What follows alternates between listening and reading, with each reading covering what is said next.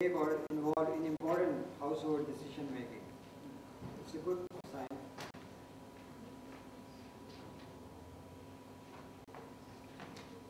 Now to repeat, the most important finding of this research is the marked and statistically significant difference in the enrollment rate for boys in female and male recipient households. The enrollment rate for boys in female recipient household are considerably higher as compared with male recipient household. The phenomena is, however, not so evident in case of schooling of girls. No statistically significant difference is evident in terms of targeting or selecting poor male and female beneficiaries. The difference in expenditure pattern and food consumption are not pronounced between male and female recipients due to low level of benefit, 500 rupees per month per household, and irregular disbursement of Zakat benefit.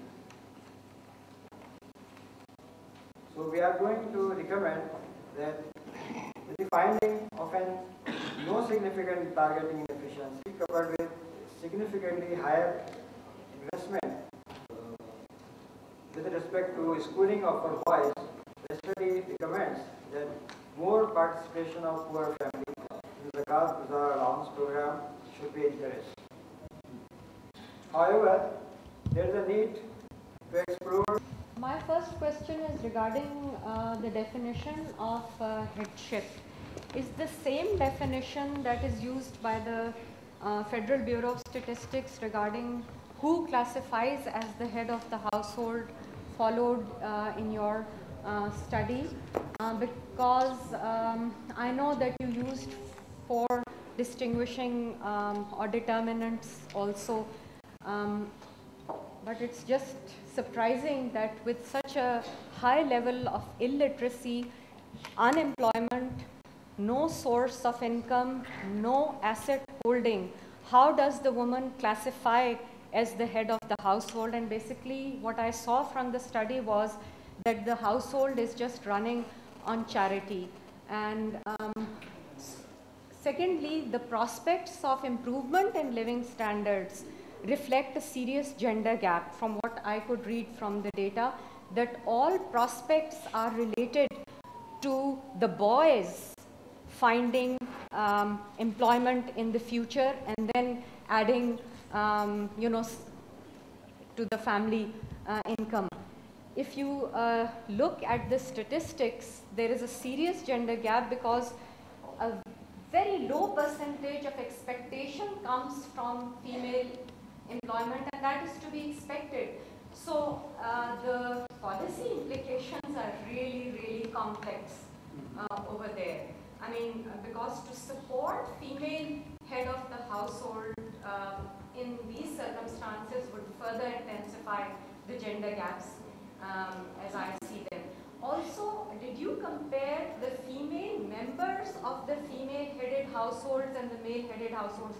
I get an impression that the female members of the male-headed household are more empowered than the female who is classified as the female head of the household. I'm sorry to bring in these complexities, but I think we need to look at we take one or two more questions then. Sorry. Any other questions?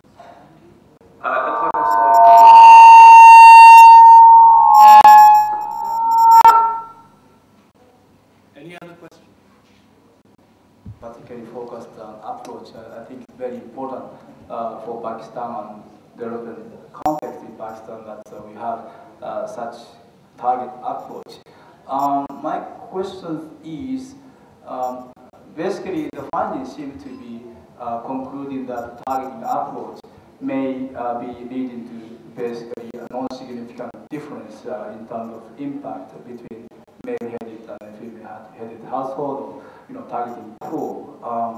Having said that, I may try to extract the conclusion that if there is not much different in terms of impact, why don't we do target?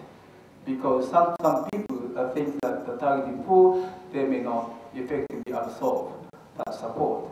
The female being not necessarily having opportunities, economic opportunities, or any other educational opportunity, even for girls, the impact may be less. Why don't we target better also the trickle down impact may happen? So from practitioner point of view, if the targeting poor and targeting women does also lead to similar at least impact, why don't we still encourage to target those groups so that they could kind of again graduate from their situations and then see next step will also take place. That's my comment. Thank you. According to PSLM survey. Actually, we have taken the definition which being used by the FPS with the slight modification because we, coming to the answer of that gentleman who said that what is the percentage of the female headship in according to the PSLM survey, which is the 6.6% of the female headship being reported by the FPS. So given the low percentage of the female headship in Pakistan, it was a very difficult task for us to identify the female headship in a particular area. We were roaming around and asked the respondents whether this household is being headed by male or female. So we have decided that we will use the definition of the FPS with the slight modification by screening the households and whosoever claim to be head of households being interviewed. Because for us the claim of a household headship has some meaning, it's a voice, it's empowerment.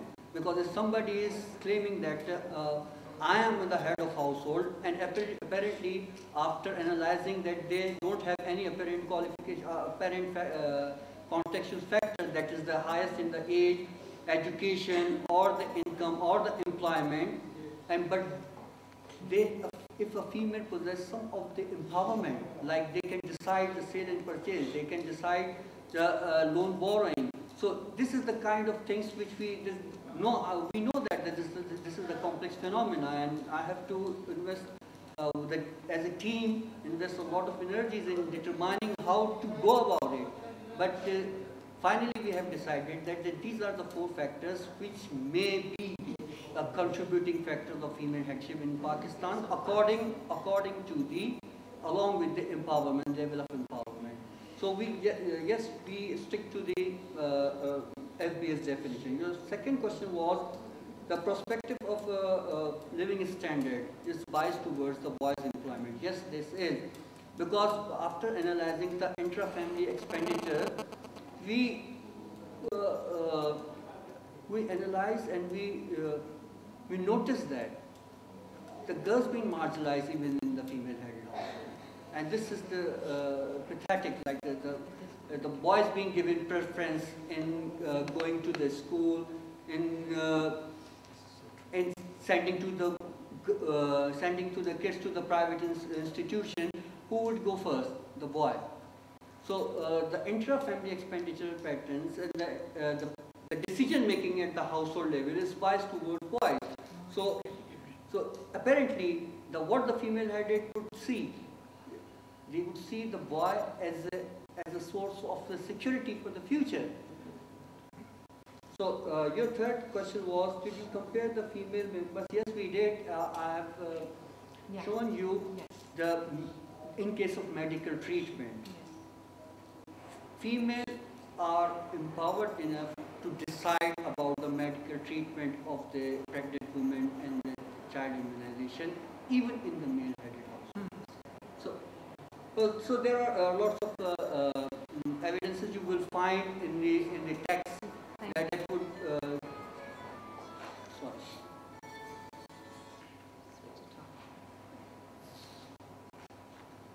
Targeting inefficiency was there, and about 25 to 27% of Zakat resources are going to non-poor households, according to official poverty definition. However, the purpose of this research was to see the efficiency in terms of gender, male versus female recipient household. So there are no significant difference in terms of gender. Overall efficiency is there. Technical targeting efficiency is there, and this should be avoided and should be perhaps BISP जो poverty scorecard if we use in future, then perhaps it will might give better results. Pakistan, most of the in rural areas, when we went in the Bhavalpur rural area, some 16 kilometers away from the city, I found it interesting that the females are working outside, but working inside the fields as well as inside the homes with the animals, and the man is just sitting there doing nothing.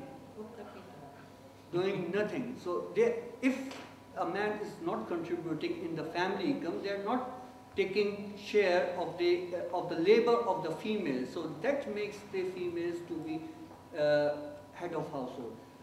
I'm not worried about the merit category because 30% out of that does not have enough evidence to claim to be as a head of household. But I'm worried about the 38% of those widows who has virtually no means of living, and they are chronically poor. So these survey would definitely allows the policymaker to look into not only the female headship phenomena, but also to look at the widows who are being marginalized in terms of income, in terms of access of credit, in terms of access of social services. So this would enable the policymakers to look into devise the policies for the widows in Pakistan. Thank you. Thank you. Councillor Harrison, Managing Director Calder House, the two authors, ladies and gentlemen. It is indeed actually heartening that we are focusing on issues of social development in a very troubled time in Pakistan, when much of the focus clearly is on issues of terrorism, security, and of course most recently on the devastating impact of the floods. So as I was sitting here today, I must say I found it very refreshing that we had gone back to the long-term agenda that has always suffered in this country, which is on social development. And I'm actually very, very pleased that an institution like the Social Policy and Development Center, which some of us worked together to found 15 years ago, has survived in very difficult times. We had actually, the genesis of this institution really goes back to the Social Action Program, a program which was much talked about almost 2 decades ago, which had given us hope at that time that Pakistan was finally making the big push towards social development in the early 90s. But like many other things in Pakistan, unfortunately, that initiative died a more or less natural death. And today, when you look at the priorities, some of the numbers are indeed quite shocking. Today, the subsidy we are giving to WAPDA is more than what we spend on public education in Pakistan. The cost of security, the police and the defense establishment is more than 3 times what we spend on the social sectors of Pakistan. So the existence and the perseverance of institutions of civil society like the Social Policy and Development Center is indeed something which needs to be nurtured, protected, and developed.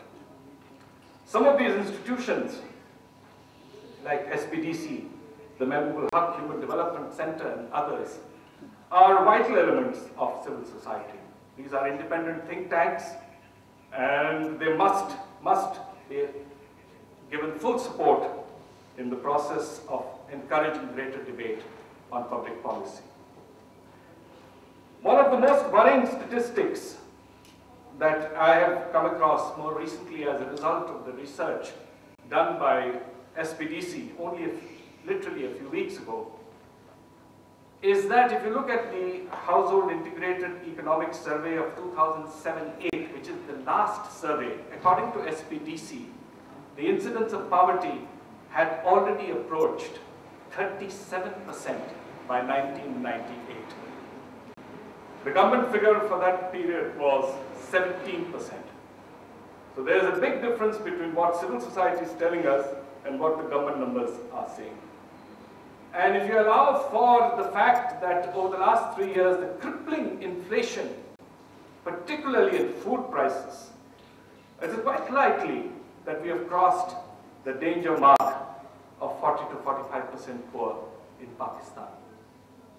70 to 75 million people of Pakistan today are probably below the poverty line. These are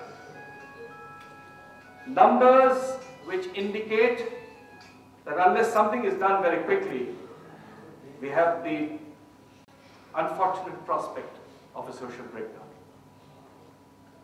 And it was really very surprising when I saw some of the numbers given on the socio-economic characteristics of female